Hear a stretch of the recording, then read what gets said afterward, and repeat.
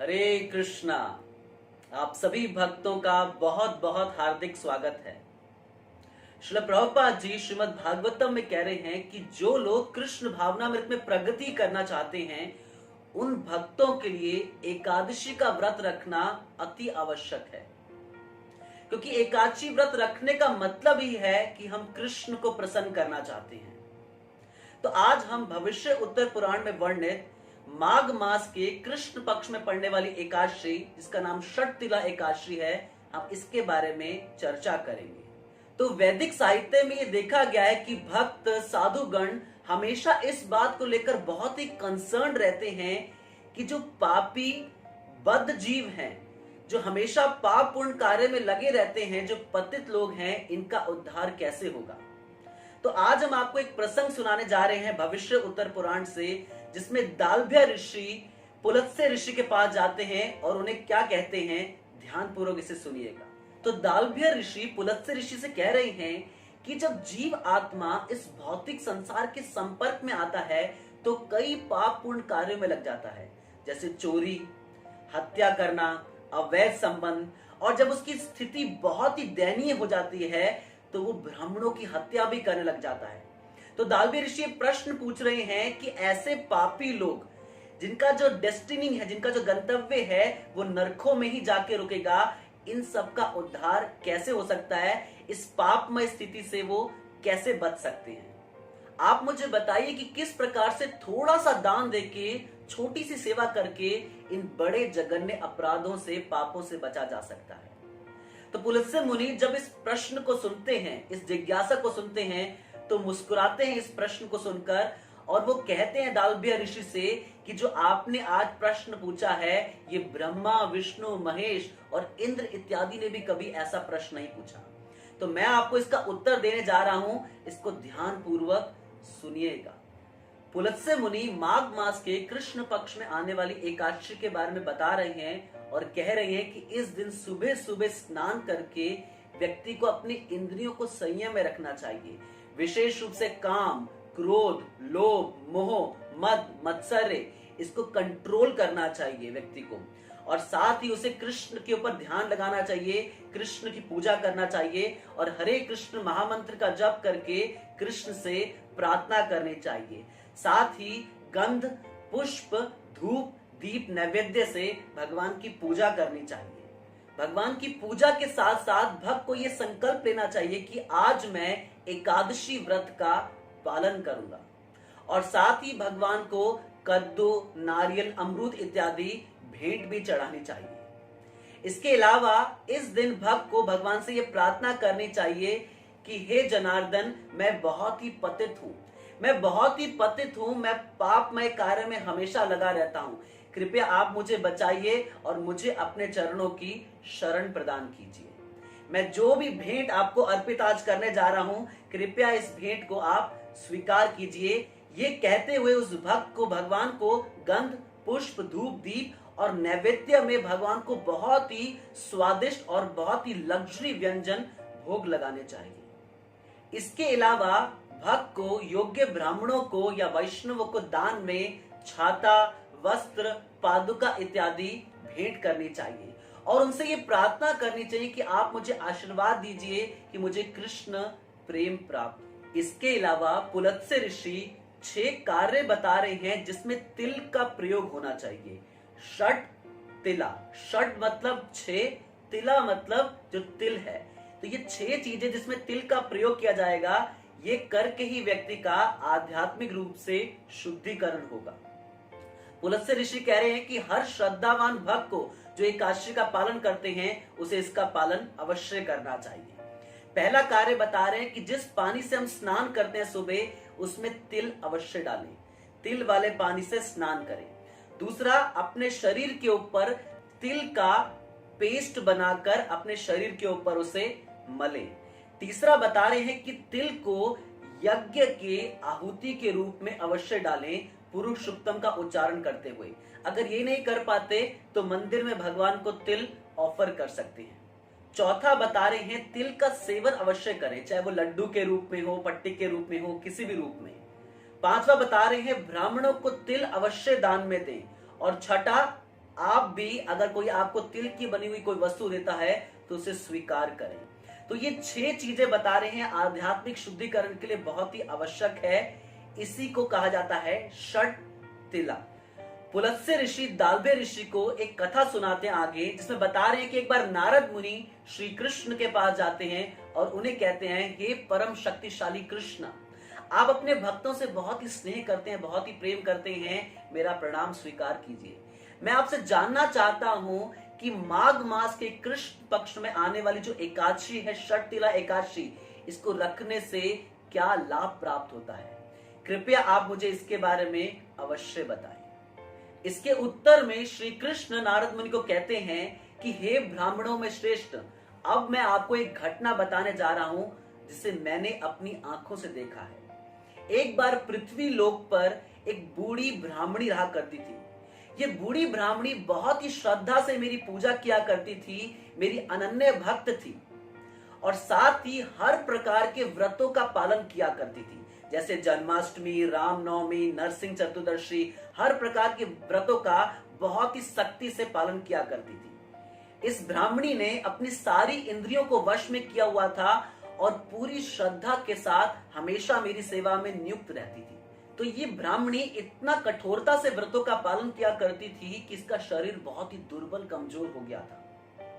ये बहुत ही दान दिया करती थी ब्राह्मणों को, इस हद तक दान देती थी कि एक बार उसने अपने घर को ही दान बनाने का निर्णय कर लिया था। श्री कृष्ण आगे नारद मुनि को कह रहे हैं कि हे ब्राह्मणों में श्रेष्ठ, ये ब्राह्मणी हमेशा आध्यात्मिक दृष्टिकोण में ही रहती थी और हमेशा योग्य व्यक्ति को दान दिया करती थी, लेकिन एक अजीब सी विशेषता इस ब्राह्मणी में थी कि इसने कभी भी अन्न का दान ना कभी ब्राह्मणों को ना कभी देवों को किया था। लेकिन अपनी भक्ति के कारण, अपनी तपस्या के कारण, अपनी सेवाओं के कारण ये योग्य बन चुकी थी कि ये आध्यात्मिक धाम को प्राप्त करे जहां पर कोई भी साधारण जीव नहीं आ सकता। मैं बहुत ही जिज्ञासु था कि इसका कारण क्या है। तो मैंने एक दिन शिव के एक संगी का रूप लेकर इस ब्राह्मणी के द्वार पर आया। मैंने अपने गले में हड्डियों की माला डाली और साथ में कमंडू रखा और भिक्षा मांगते हुए इस ब्राह्मणी के द्वार पर पहुंचा। जब मैंने उन ब्राह्मणी से भिक्षा मांगी तो उस ब्राह्मणी ने क्रोध में आकर एक मिट्टी का ढेर मेरे कमंडलू पे दे मारा और गुस्से से अंदर चले गई। हे नारद, मैं बहुत ही आश्चर्य में पड़ गया उस ब्राह्मणी की उदारता को भी देखकर और उसकी कंजूसी को भी देखकर। तो अपनी भक्ति, तपस्या और दान के बल पर ये ब्राह्मणी सह शरीर मेरे धाम को प्राप्त होती है और जो मिट्टी का टुकड़ा इसने मुझे दिया था उसका मैं एक बहुत ही सुंदर घर बनाकर उसे देता हूं। ये ब्राह्मणी जब अपने घर में जाती है तो घर में सब कुछ होता है, लेकिन वहां पर कोई धन नहीं होता, वहां पर कुछ खाने के लिए नहीं होता। इससे वो ब्राह्मणी बहुत ही परेशान होती है और मेरे पास आके प्रार्थना करती है, मैंने इतनी तपस्याएं, इतना दान किया कि मेरा शरीर बहुत ही कमजोर, दुर्बल हो गया, लेकिन इसके बावजूद भी मेरे घर में खाने के लिए कुछ नहीं है, कोई धन नहीं है। हे ब्रह्मांड की रक्षा करने वाले हे जनार्दन, क्या आप मुझे बता सकते हैं ये किस कारणवश हुआ? हे नारद, मैंने उस ब्राह्मणी को कहा कि अभी आप अपने घर पर जाइए और कुछ समय के बाद कुछ देवताओं की पत्नियां आपके घर पर आएंगी, ये देखने के लिए कि कोई नया व्यक्ति आया है। वो आपका दरवाजा खटखटाएंगी, लेकिन आप खोलना नहीं जब तक वो सततिला एकादशी के गुणों और इसके महत्व का व्याख्या ना कर दें। जैसा श्री कृष्ण ने कहा था, कुछ समय के बाद कुछ देवियां आती हैं और वो ब्राह्मणी का दरवाजा खटखटाती हैं, ये कहते हुए कि हम आपके दर्शन के लिए आए हैं। ब्राह्मणी कहती हैं कि मैं दरवाजा एक ही शर्त पर खोलूंगी कि सबसे पहले आप मुझे सततिला एकादशी की ग्लोरीज और उसकी इंपॉर्टेंस का व्याख्यान कीजिए। ब्राह्मणी के प्रश्न पर अधिकांश देवियों ने उत्तर नहीं दिया और अपने अपने घर लौट गई। उनमें से एक देवी ने ब्राह्मणी के प्रश्न का उत्तर दिया और उसने सततिला एकादशी के महत्व का वर्णन किया, उस लीला का वर्णन किया। सततिला एकादशी रखने से क्या लाभ प्राप्त होता है, जब उसने वर्णन किया तो ब्राह्मणी ने अपना दरवाजा खोला। तो जब ब्राह्मणी ने दरवाजा खोला तो वो देवी देखकर हैरान हो गई कि ना तो ये कोई देवी है देवलोक की, ना ये गंधर्व लोक की कन्या है और ना ही ये नाग पत्नी है, ये तो एक साधारण सी स्त्री है। जब इस ब्राह्मणी ने सप्तिला एकादशी के महत्व को सुना उन देवियों से, तो इसने सप्तिला एकादशी का व्रत रखना प्रारंभ किया। तो सप्तिला एकादशी के व्रत के प्रभाव से इस ब्राह्मणी को एक सुंदर युवती का देह प्राप्त हुआ, जो कि भौतिक नहीं था, सच्चिद आनंद था। ब्राह्मणी के घर में जो भी कमियां थी, धन की कमी, अन्न की कमी, सारी कमियां दूर हो गई और उसका जो घर था वो मणियों का बन गया। ये सारा प्रभाव था क्योंकि इस ब्राह्मणी ने शट्टिल एकादशी के व्रत की महिमा को सुना था और उसने शट्टिल एकादशी के व्रत का पालन किया था। श्री कृष्ण आखिरी में नारद मुनि से कह रहे हैं कि हे नारद, किसी भी व्यक्ति को इस शट्टिल एकादशी का व्रत किसी लालच से नहीं रखना चाहिए, किसी आशा से, जैसे धन की आशा, यश की आशा, इन आशाओं से नहीं रखना चाहिए। जीव को एकादशी के व्रत का पालन बहुत ही श्रद्धा से और बहुत ही भक्ति भाव से रखना चाहिए।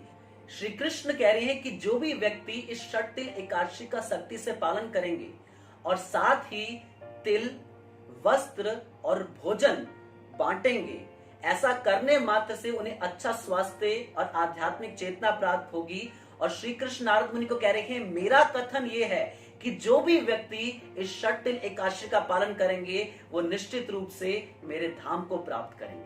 पुलत्स्य ऋषि जो इस कथा को दालभ्य ऋषि को सुना रहे थे, वे बता रहे हैं कि जो भी व्यक्ति इस शट्टिल एकादशी का सख्ती से पालन करेंगे, उनकी हर प्रकार की गरीबी दूर हो जाएगी। आध्यात्मिक, शारीरिक, मानसिक, सामाजिक किसी भी प्रकार की गरीबी होगी वो गरीबी दूर हो जाएगी। उसके जीवन में जो भी अमंगल होगा सब मंगल हो जाएगा और हर प्रकार का अपशगुन उसके जीवन से खत्म हो जाएगा।